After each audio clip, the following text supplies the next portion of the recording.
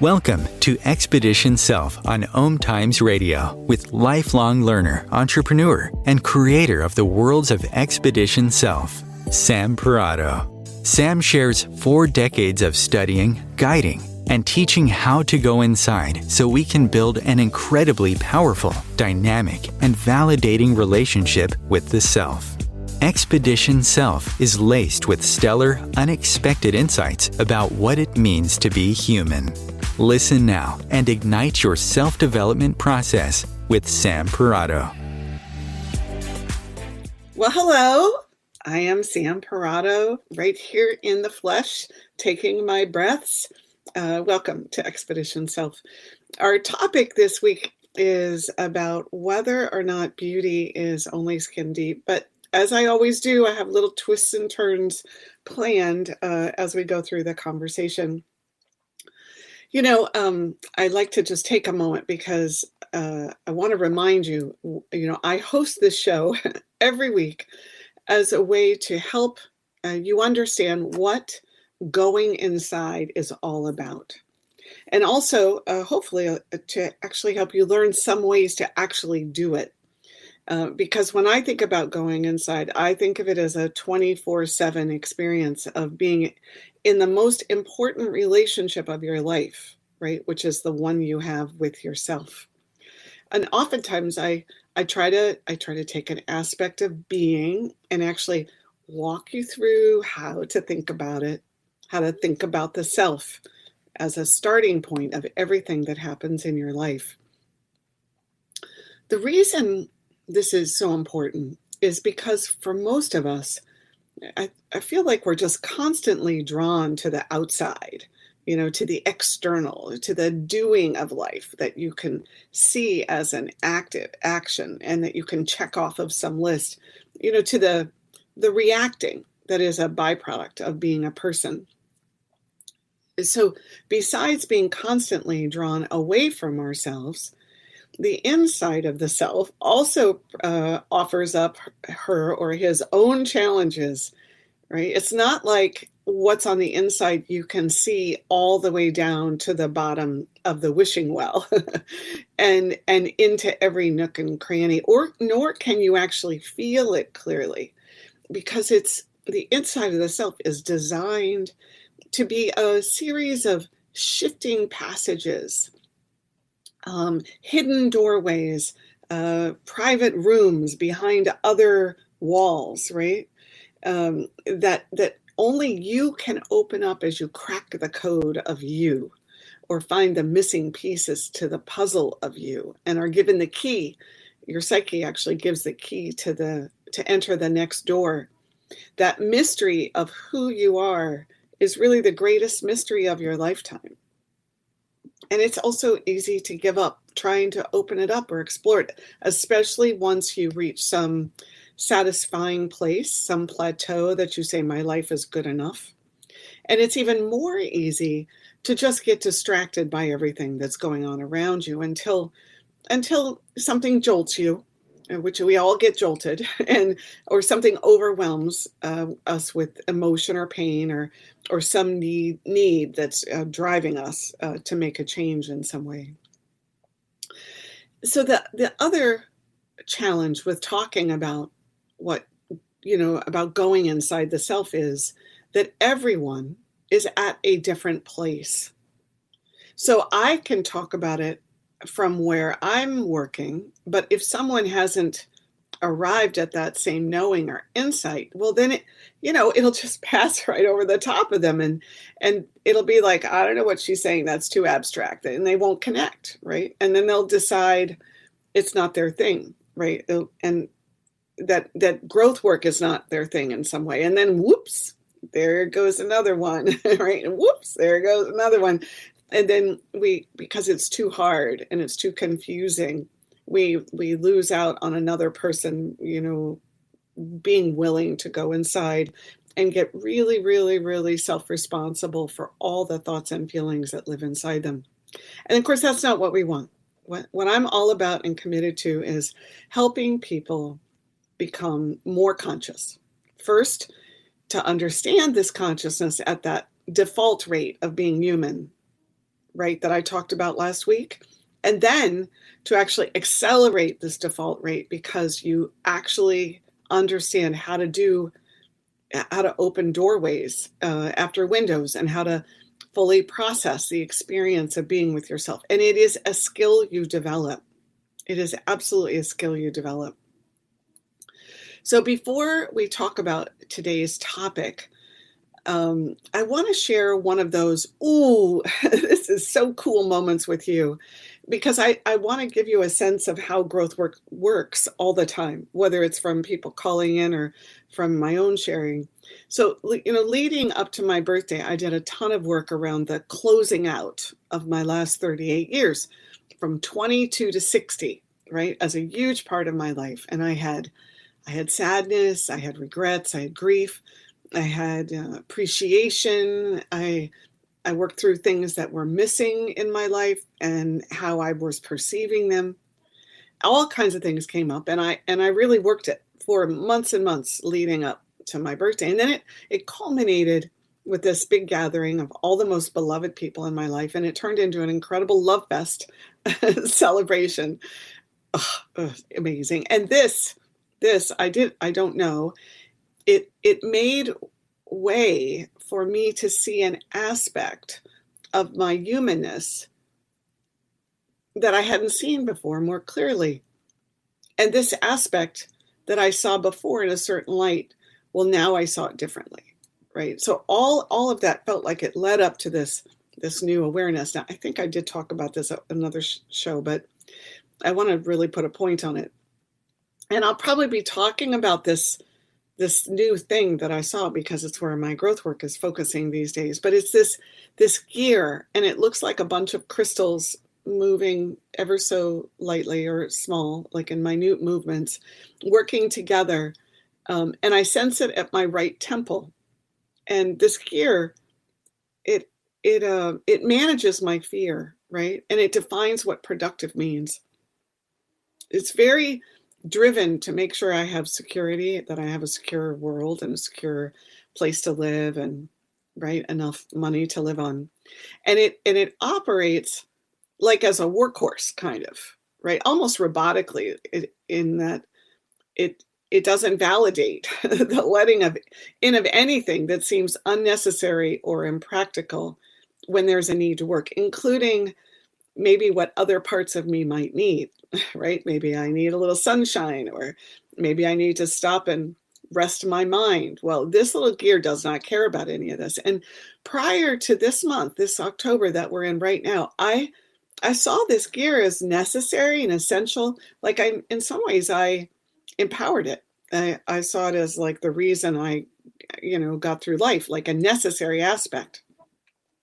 And even though it brought with it a kind of weight and pressure that has caused my own personal desire to have flow feel like it was not really, like I couldn't reach it, I couldn't get to it, it still served such an important purpose that I allowed it to be what it was. So anyway, I'm at Denise's, who's this amazing body magician, like person who just understands how to listen to the body and attend to those places that, I wouldn't necessarily know about. And she discovers this deep muscle pattern and memory that I have never known of, I've never talked about. And so for the first time, it was making itself known. And it's not from a big muscle group or any kind of way that we would have worked before. It was this little muscle, probably no bigger than half of the width of a straw, and maybe the length that ran, its length ran between my first rib at the top, right, and to the very bottom of my jaw. And of course, as she found it, I noticed how it made my vertebrae feel lifted in my spine. And for those of you who don't know, I have a fused spine, like I have 6 vertebrae. So however my spine feels is just the way I think it is, right? So again, these were a set of feelings I had never noticed as out of the ordinary. And of course, from a physical standpoint, it kept my head from being able to bend to the left and reach my shoulder, my ear to my shoulder, right? So I didn't even think that was unusual. I just thought that was the way my body worked. Okay, I know I just gave you a whole lot of detail, but just to help you connect with me right now, feel the back of you and see if you can focus on your spine at the very top of it. And then allow the muscles, just put your awareness into the muscles and allow them to just relax and settle as you bring your awareness and you move it down each vertebrae a little at a time with your breath. And just see if you can feel a little of what I'm trying to describe. And breathe into that release as you bring your attention to those spots along your spine, right? We always want words to go with the body. Just feel the spine. I'm going to actually let mine go too here. Just feel it release. Okay, so that's, if you can connect with that, that's kind of what I started to notice in a new way. So when we do growth work, it also happens in the body. So it turns out that the holding on of that rib was also keeping my spine tweaked in this up position. And I have had a whole week getting to experience that different release and then also noticing it tightening back up and then releasing it, and the movement around my neck and jaw that's like a byproduct. I mean, wow, right? Like, that's so cool. Talk about, why do you get these wins from going inside and hunting the mystery? Well, going inside translates to discovering not just the mysteries that lie in your mind, but also the ones that are connected to your health and to your body and to your movement and to the quality of your embodiment of your life while you live it. And I think that's so important, right? We want growth work to be present in all the moments, not just the ones where you say, I'm going to go think about X and do growth work in that hour, right? We want you to be able to live it and move through it. And I want you to have a sense of them in your own life, these things. And I want you to go look for them. And I want you to, there's a lot of wants going on here for me, but that's really what this show's all about. And I haven't spent any time in here in a little while reiterating that. And this is also, if you've had any moments when your growth work has helped you get in touch with limited body patterns, I'd love to hear from you today at 202-570-7057. Or you can write me at hello@expeditionself.com. I think it's so helpful to listen to other people's mysteries being revealed. So we have a sense that it's possible for us too, that the more we listen, the more we want to go find our own little discoveries, the more we want to make time to do that. So, by the way, there is so much free content out there on the internet for meditations and movement and help in thinking about your emotions and your needs. If you need any help finding it, you can write me about that too, because I'm always running across good stuff that can be, cobbled together to form a program for you. And if you do work with these free things, I feel like this show is it's a place to start to put the thinking in place that helps you make sense of it all. It's like the meta or the scaffolding for all your growth work. Okay, well, I think that's enough about going inside and what it can look like. And I just want to say, because we're going to start into the conversation around beauty after break, that I am going to be shifting a little bit of the focus of the show and some of the upcoming shows, where I want to talk to everyday people, not necessarily I'm not interviewing people, but actually be in a conversation about how growth work has gone for them. And I'm looking for people who would like to be on the show and share your process and talk with me about your process and talk about the ways in which you've gotten your own mysteries revealed. So if you are interested, please write me at hello@expeditionself.com. So, okay, the phone number today to call is 202-570-7057. 7057. Okay, so I think I've done all the setup that I would like to do. So here's the question of the week. Is beauty really only skin deep? Is beauty really only skin deep? And although I have more questions about this subject than answers, there is one answer I can pretty confidently start the conversation out with. And the answer is that beauty is definitely more than skin deep. Of course, that said, we could say that beauty doesn't exist on its own because it's only through the perception of the person experiencing it that defines it as beauty. And just, as a throw in on this, I think the same could be said about love, that love itself doesn't exist on its own, right? But it's through the perception of the person experiencing it that defines it as beauty.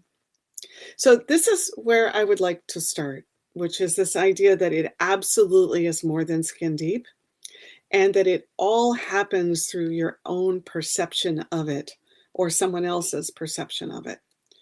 So when we come back, we will dive into the conversation.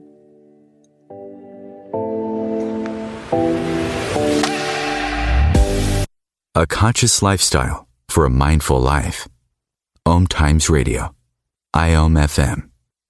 OMTimes magazine is one of the leading online content providers of positivity, wellness, and personal empowerment. A philanthropic organisation, their net proceeds are funneled to support worldwide charity initiatives via Humanity Healing International. Through their commitment to creating community and providing conscious content, they aspire to uplift humanity on a global scale. Connect at OMTimes.com. OMTimes, creating a more conscious lifestyle. Shift your life at Shift New York. This year, the 16th annual Shift New York Holistic and Psychic Fair will celebrate your healing and wellness. Join us this October 29th and 30th as we are featuring top holistic practitioners and the best spiritual teachers from the Northeast. Join one of our free workshops on spiritual topics to help you shift your life. Discover dream interpretation, animal communication, sound healing, and so much more. Other activities include tarot reading, alternative energy, spiritual healing, mediumship. Private readings and energy healings are also available. You will not want to miss this. Pre-book to guarantee your spot. Shift your life with us. Learn more at shiftnewyork.com. My name is Victor Furman. Some call me the Voice. I've always been fascinated with human nature, spirituality, science, and the crossroads at which they meet. Join me Wednesdays at 8 p.m. Eastern on OMTimes Radio, and we'll explore these topics and so much more on Destination Unlimited. You came across someone struggling with hunger. How would you recognize them? Would you notice an 8-year-old girl who's not excited for summer break because she may not be having lunch again until September? Or a war veteran who's having a hard time landing a job and getting back on his feet? I am the 1 in 8 Americans who struggle with hunger. I am hunger in America. Hunger can be hard to recognize. Learn why at IamHungerInAmerica.org. Brought to you by Feeding America and the Ad Council. All right, we are back. I'm Sam Parrotto, and you're listening to Expedition Self, and we are talking about beauty today. How to think about beauty in the context of growth work. So here's where I'd like to start. I read a blog post written by a freelance journalist named Eric Carlson, and he wrote, any beauty that is separated from its function is inherently out of place, superfluous, in the end, becoming merely ornament. All right, got to read it again. Any beauty that is separated from its function is inherently out of place, superfluous, and in the end becomes merely ornamental. So this really resonated with me because I think that the separation of what's outside from the inside does weaken and minimize it, no matter what subject we're talking about, no matter what aspect of life we're referring to. And as I was thinking this afternoon about why I wanted to talk about beauty and how I'm not looking at it from the vantage point of skin deep, and I think it's because beauty has always been so important to me. I love being in a world that's full of what's beautiful. I love creating things of beauty, and I like the time I spend finding ways to beautify myself. You know, I'm all into lip, keeping my lips smooth and supple, and they always feel beautiful when I have that going on. But what I have noticed over my life is that there are these hitchhikers and hijackers on top of my love for beauty that siphon and stain the vital essence of this aspect of being in life. And getting to share it with all of you and nature and the unexpected delights that wait around any corner all lead me to something of beauty. So with this idea that beauty loses something when it's separated from its function and is inherently out of place, I would ask you, what do you find beautiful? What do you find beautiful? Think of just 5 things, or 5 aspects, or 5 elements that you would say, these are beautiful to me. And again, feel free to call in, because this whole conversation can go anywhere that is relevant, right, for all of you who are listening. So, okay, I'll give you my 5. Mine are words, color, twinkly eyes, right? Twinkles in eyes. A horse running at full speed across the desert or the mountain. And my 5th one is when someone sees something that's so pristine and clean in their own growth work, and they share it, and it has this vibration at this like crystalline octave. That I find that very beautiful. All right. Now think of your 5 things. Maybe you want to write them down.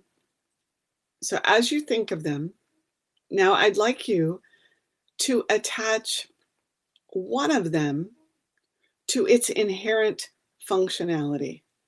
So, and I will go through one of mine. So I'm going to do the twinkly eyes. So in its most basic functionality, eyes are about seeing, right? Like looking and seeing. But what I've noticed over my lifetime is that the more I look at eyes, the more I watch eyes, the more I see vitality and aliveness and delight and sadness. And I see people's emotional experience through their eyes. So the deeper functionality of the twinkle in the eyes is really a glimpse into someone's joie de vivre, into their heart and their connection to energy and their spirit, their soul. And I feel something when I look at someone's twinkly eyes. And I actually think I always have from the time that I was little. Okay, now you think about one of your examples and see if you can move out of the most basic functionality of that thing or area or aspect and expand it into a deeper, more wide-reaching, less kind of, what we say, tangible definition. And what do you find? What do you find? As you think about, this is that thing I find beautiful. What becomes interesting about this to you? What draws your mind? What intrigues you? A lot of times with growth work, we have to actually follow what intrigues us, right? Because again, we're so used to just letting the routine run the show, right? So when we take a little time and say, what are the 5 things I find beautiful? How do I think about them where they're not just about their raw function, right? That a flower isn't just beautiful because it's a flower and it has color on it. Like what really goes deeper about that? And I think there's something honoring and sacred about noticing beauty. I think it's another form of gratitude for being here. And that it keeps us being of the world we live in because we take things in and we allow them to move us, to inspire us. So if we don't notice what beauty is for us, how we perceive it, well, then we can't acknowledge it. All right, looks like we've got a caller. Awesome. Diane, what do you think beauty is? What were your 5 things, or did you have something else you wanted to share? No, I actually have 6 things. I know. As I started I had trouble starting to even begin to write. And then after I finished and I started listening to you again, I thought, I could do this, and I think this is pretty, and I think this is pretty. So I'll give you my original list, which is, I do have 6 of them. So I would say the blending of colors,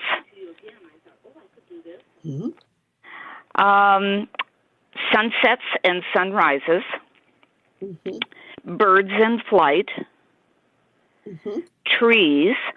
And this is the interesting thing that came to me was I love and I think hair is beautiful. Where that came from, I don't know, but I like shiny hair. I like long hair and short hair. I like curly hair, but I do know that I pay attention and usually say to myself, "Oh my goodness, that's so beautiful." So that's where I am. Well, that's awesome that the list came to you and you were able to find distinctively, uniquely things that were for you. Yeah. And to actually, I think as we go through this show, it'll be interesting to have you take some of the things we talk about and apply them to your list. I did note that the bird flying was very much like the horse running for me, which to me, when I drill down into that more, it's about, I find freedom very beautiful. And I don't know what you would have around your bird flying. I like them up against a cloud, or I like them with their wings completely in full span. I like to be able to be close enough to them to even see if I can see the glint in their eye, whether they're on the beach or whether they're in the air. I just think birds are beautiful. Very interesting. Well, that's awesome. All right. Well, thank you for sharing that with us. Okay. You're welcome. Have a good day. Thank you. Bye-bye. All right.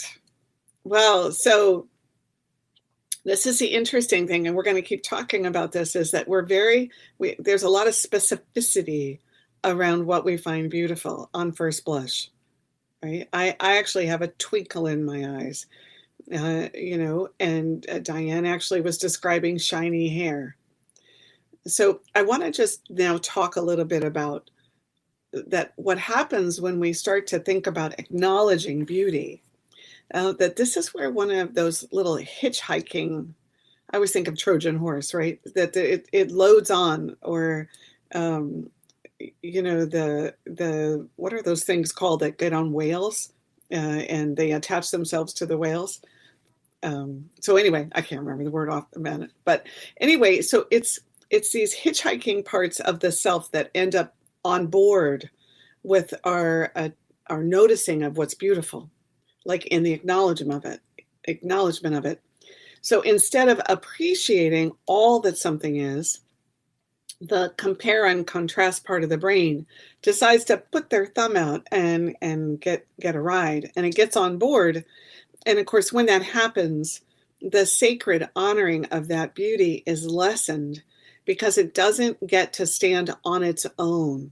Instead, it ends up being compared to another moment or another person or another scenario. I'm hoping I'm making sense here. What I'm saying is that when we think about what we find is beautiful, that what's added to it, or what's actually also part of it, is that we've assessed or compared or contrasted something in our mind. And when that happens, the magnitude of what beauty can bring to us is in some way diminished. Even if we say, this is the most I've ever noticed this, then the psyche will actually feel the loss of the other that is put in a lesser position. And I want to mention this as an outtake. When something is acknowledged as beautiful in contrast to something else, the thing or person that was complimented will not be able to take it all in because it's at the expense of something or someone else. And I don't know if you've noticed just that slight, subtle, like holdback that happens because it's just so human. But when we're really talking about taking in beauty, recognize that what you exclude, especially if it's got this kind of comparison thing, is going to diminish your capacity to actually take what's beautiful in. If a person is complimented in comparison to someone else, then that person who was complimented will feel sad at the same moment they're trying to take in the compliment. And I think I did a show on receiving and giving, and this is a real nuance piece of what it is to receive, right? Is that if we're trying to receive something and take it in and it isn't fully, completely available, then we're going to actually experience that also. See, because beauty just is. It stands on its own. It's the appearance of something that in some way reaches out to us through perception and invites us to let it in. And I think this conversation today is really about having you think about some of these more subtle aspects of how you think about beauty so that you can start to bring more consciousness to that. See, being with someone's beauty or something's beauty means being with only it, not having to point out how it's better or worse than another's or the day before. Now, our mind does this though, right? It's human, it's going to do this, right? It decides to make a comparison, but that's going to bring a letdown, and a letdown in the full experience of it. So the more you can start to notice it and see it and pinpoint it and actually catch it as it's happening, that's when these mysteries make themselves aware. And of course, if you catch it when it's happening, you can then do the backtrack work that I love to do all the time, which is the going back into your life and thinking about when that happened with you, or when someone was always comparing you to somebody else, and whether you could really let that in. When our psyche wants to categorize it as better or worse than something else, we're losing some part of the beauty that we would take in. And we're separating it from its essence and its functionality without really even noticing that we're doing it. I think the other thing I just want to talk about here is that a lot of times your psyche may actually recognize that the acknowledgement of beauty in your world for something may actually have that in it, and you notice yourself not being able to take it in. Oh, is that good material to notice? Wow, that's growth work at its finest, is to recognize that a gift is being given, or acknowledgement, or a compliment, or something's coming towards you, and you're to let it in, and you get to stop and say, wait a minute, what is it that is blocking, or what is it that I can't be with? Right? There's so much growth in that. Okay, so to take this a step further, when we think about opening to beauty and wanting it to bathe our insides with more, well, then it means that we have to see it in a bigger and bigger context of what makes life be what it is. So in my example, the meaning that I kept adding to twinkly eyes, right, is in the beginning, I might have actually just noticed the color of their eyes, right? And then maybe I as I grew and looked and I started to notice the vivacity of the person, the whole person, right? That was actually looking through the eyes.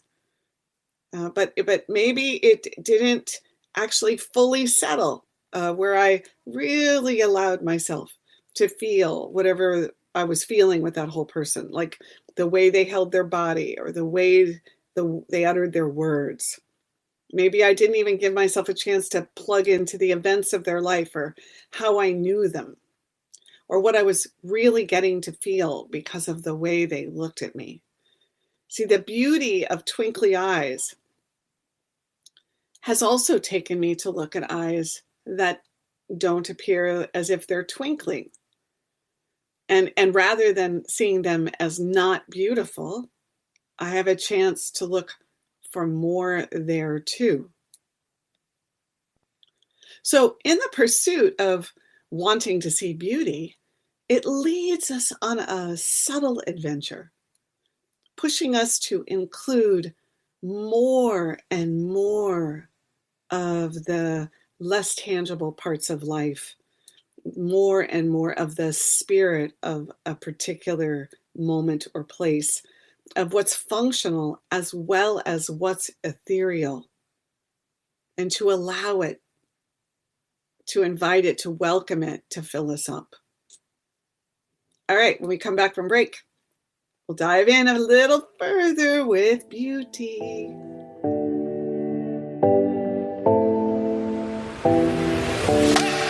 The best of holistic, spiritual, and conscious world. OMTimes Radio. IOM FM. Ascending Hearts is no ordinary dating site, but a spiritual dating site with a purpose, to link you with your soulmate. We engineer the serendipity so you can trust that you will attune with someone that has the same matching vibration as you. Ascending Hearts, the conscious dating site for the spiritually aware. Try Ascending Hearts for free. AscendingHearts.com. Imagine yourself being transported to India, to the banks of the Ganga and an ashram in Rishikesh. Visualize that you are welcome to satsang with an American sannyasi who shares the wisdom of her guru. Your visualization has manifested. Join Sattvi Bhagawati Saraswati for inspiration and transformation every Thursday at 11 a.m. Eastern on OMTimes Radio. If I could be you, and you could be me, for just 1 hour. If you could find a way to get inside each other's mind. Walk a mile in my shoes. Walk a mile in my shoes. Walk a mile in my shoes. We've all felt left out. And for some, that feeling lasts more than a moment. We can change that. Learn how at belongingbeginswithus.org. Brought to you by the Ad Council. Walk a mile in my shoes.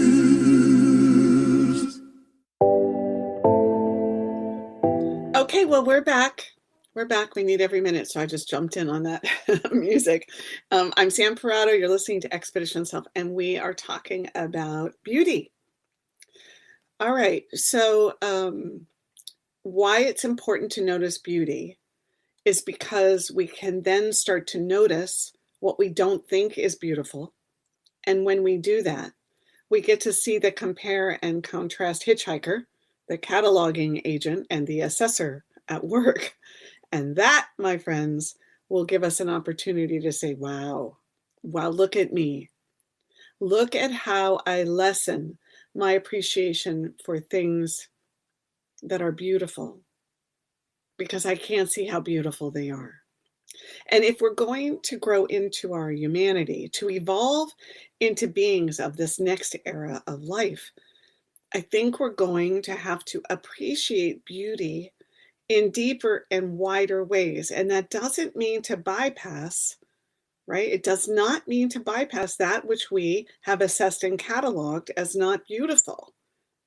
It means to face it head on. So let's talk a bit more about how we humans do it. We've said we disconnect the deeper functionality from what's on the surface. So we have this disconnection. This hitchhiking happens with the aspect of the self that assesses and compares and categorizes. And 3, we don't keep broadening and deepening our understanding of all the ways that beauty teaches us where we're missing it. And one of the things I've noticed is that we see beauty, we see it, I'm pointing to my eyes, through the eyes, when it's really something to be felt through the heart. So that disconnect between what's on the surface, meaning what our eyes see, and this deeper functionality is also a way to think about our own disconnect when experiencing beauty. Right? So we're talking about this idea of the disconnecting from its functionality, but we're disconnected from our functionality. We have disconnected the mind from the heart and the heart from the body. It's just part of being human. So we see it through the eyes. The hitchhikers add their spin, and then there's a disconnect from our hearts. Now, I want to share 2 things with you that I'm not proud of, but they are part of who I am. And they're important because I feel like it's critical that we all stand in who we really, how we came to be who we are and who we really are as humans. I knew a girl a long time ago when I was 10 who had a cleft lip, and I could only see her skin there. And I didn't think it was beautiful. I didn't see her struggles. I didn't see how she felt. I didn't see anything about her life to have me see her beauty. I mean, really, all I saw her was a skin on a body. Now, I will tell you at the time, that's all I saw in myself too. But, the miss wasn't with her. It was with my heart. And I was so focused on it as a flaw, right? Because can you picture what I was doing with myself at the same time, rather than part of her whole self? I didn't do her justice in my being with her beauty. So I guess one of the things I'm saying today is that we have to take the case that beauty is always there to see. And years later, someone was speaking about her and they said, oh yes, she had surgery and she is so beautiful. And I remember the pang in my heart at that moment because I knew I had missed it. I knew I had missed seeing her. And somewhere I felt it. I didn't understand all the words about it, but somewhere I felt it, right? So admitting these things is part of being honest with what I often refer to as like a dark side. And the dark side is the place where the heart doesn't show up, where we're not able to truly be, because we may not even realize how cold we are there, how cold we are in ourselves. So this is an example of my coldness.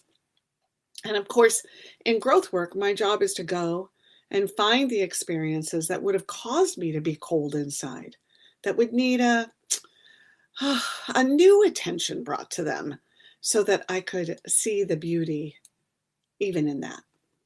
Now, and I'm going to talk about that, seeing the beauty and the ugliness a little bit more. But before I do, I want to mention that beauty gets caught and stretched and pulled within our own polarities. Now, I don't know how many of you know that word, but it's a very well-used word in terms of human beings and the way our psyches are. So we're walking around with all these opposites at play. Our artistic self and our practical self, the extroverted part of ourselves and the loner, our desire for more love and our fear of it, or how about our perspective on what success is? There's a good one. And what we view as failure. We live with these polarities as if they're the only way to be, as if they're the way to go. And we're in a constant teeter-totter experience with these polarities. And beauty is often bound up in them. And because of this, we can miss what's right in front of us. Like, think for a moment about what you believe success is. And then think of someone you believe is failing or a failure. I know those words are pretty harsh, but I'm trying to kind of demonstrate the idea. So you can direct it at yourself if you want. Now, if there's beauty in success, can you see that it is easy to determine that what you look like in your failure is not beautiful? See, sometimes these polarities, they obscure what it is we're really looking to see and get honest about. And they keep them in place as if they're just supposed to be like that. I hear people a lot say, oh, it wasn't a pretty moment for me.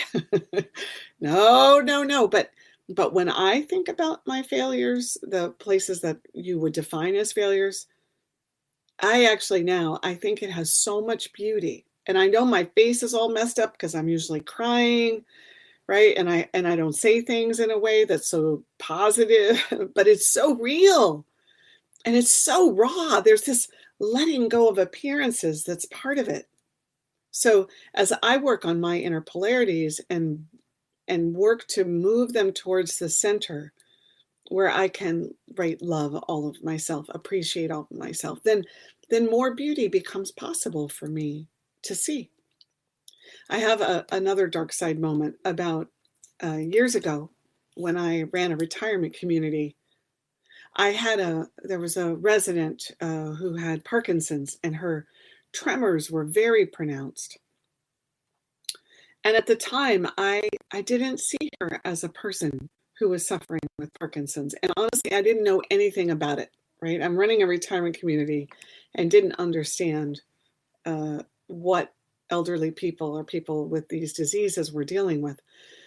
And so I didn't see her as a person who was suffering with Parkinson's. I saw her as an example for other residents I was hoping to attract so they would come live there. And I did her a disservice.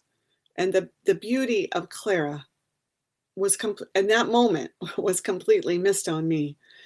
And so there I am, needing to find compassion for myself when I didn't have any for her. And yet, when I look back, the regal nature she displayed, among the other residents was beautiful. And to hold her head up and be in the dining room and engage with others was something, to behold with awe and to appreciate her journey and her suffering. But I couldn't see the beauty of her at the time. And, I've sent many messages to her through the ethers. 21 was a long, long time ago. But the other thing was the beauty of that gift to me, where I got to see something. And there was beauty in that, right? Is how to see my beauty.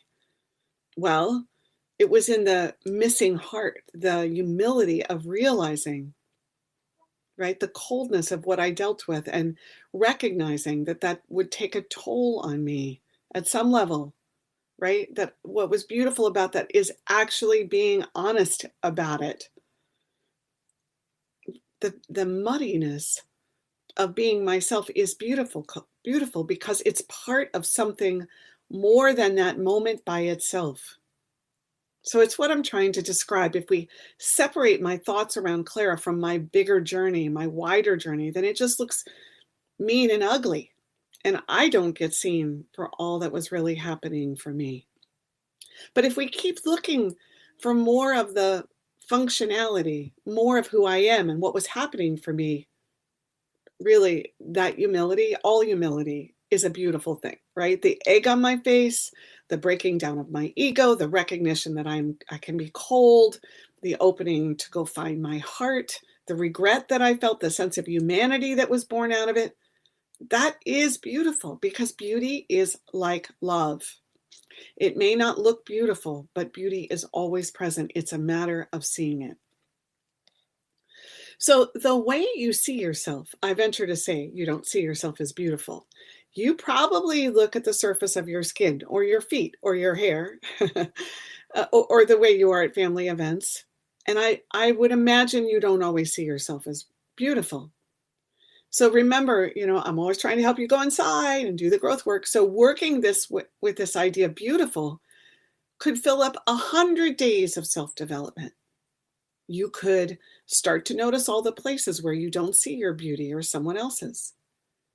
You could notice the assessment criteria that is used to determine it. You could begin to dive deeper and look for the beauty in all of your ugly moments.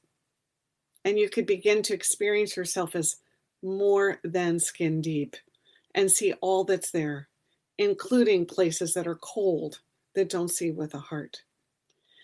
You could go back through your life and find 5 big moments when there was so much pain that you can't see any beauty in it. And by the way, that's an important thing to note here. Human beings don't tend to see beauty when there's pain and suffering. And it's hard to see it when hate is present, or disdain, or contempt, or disappointment, or a desire for revenge. Just keep in mind that many of these harsher emotions are a byproduct of unworked pain and hurt and regret and disappointment. Okay, we got another caller, Denise from Arizona. What you thinking about this beauty conversation? I got lots of thoughts. First of all, I want to say thank you for being so real in a way that allows us to really be in it with you. I have 2 things. One is about the 5, and I ended up with 7. But in placing the deeper meaning, one of mine was horse's eyes. I'm so drawn to horse's eyes, and seeing it. I go to a place of seeing, I think, what they're feeling, and I don't know if I'm projecting it, because that's the first thing I look at. Is there sadness? Is there kindness? Do they look like they have been abused? Are they ornery? It's I go through this whole thing. So that one connection is helping me look at all my others. That ocean waves was one, clouds, sunsets, anything really to do with natures. I had trees on there too, like Diane said when she called in. So that's one. And I don't know if you want to talk about that before I go on to the next one, or I just go on to the next one. Well, I can respond to that. When you said, is it a projection? Well, I kind of think everything at some level is a projection. But when we're working with beauty, the idea is to recognize that every time you work with, so when you said, I see sadness, my question is, do you think sadness is beautiful? Right? That would be the place to go in there. Right? Like, so my twinkly eyes, it would be like, well, when people's eyes aren't twinkly, do you think they're beautiful? And so in the projection also is to go and find your own sadness and then say, did I find myself beautiful there?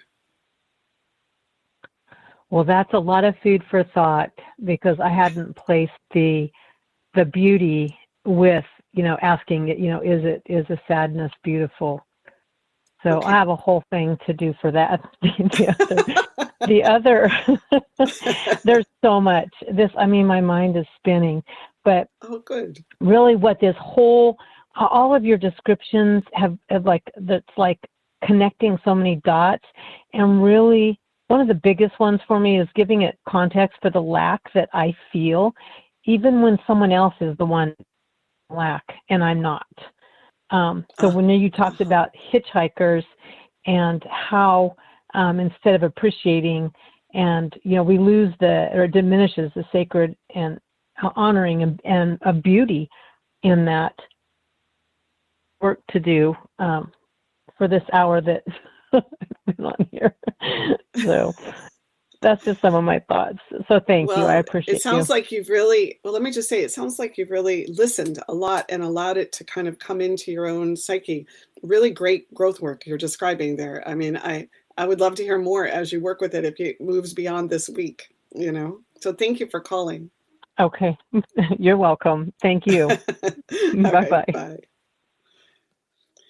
So gosh, this is a big subject, right? If you really take it inside and work with it and ponder, what's there.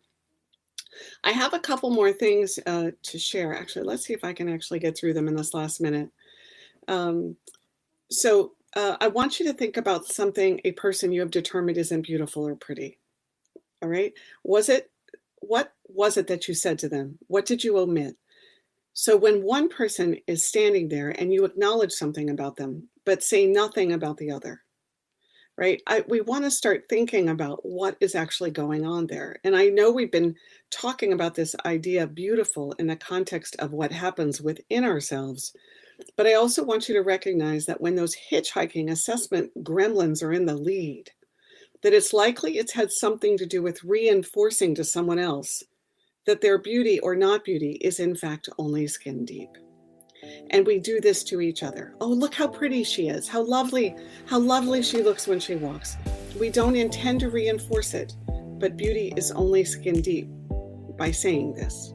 So on that note, I will say thank you for being with me this week. I'm going to do a little catch up next week on the beauty one and also the one last week.